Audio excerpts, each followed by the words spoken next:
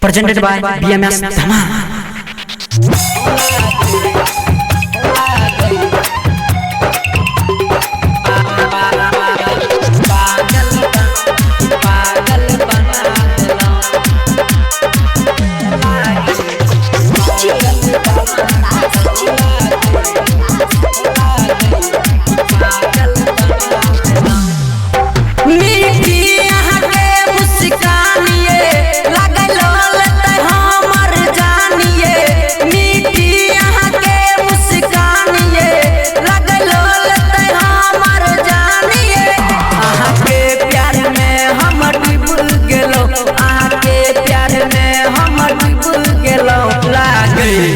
पागल बना दिलों लागे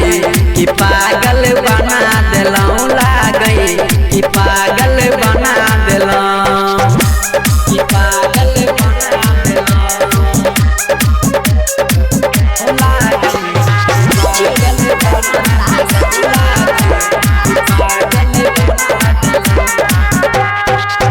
तीरछी नजरिया से आहा चलबै चितीरिए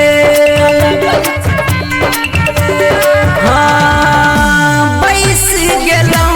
गोरी दिल के भितरिए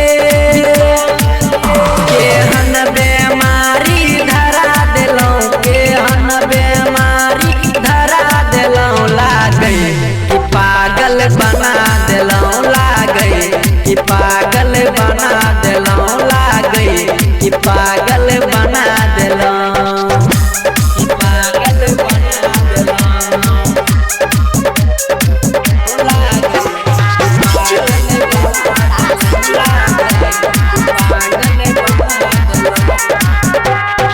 राइटर कुमार जीत के मान लिया बात ये प्रहलाद बबलू साचे को हैया जानिए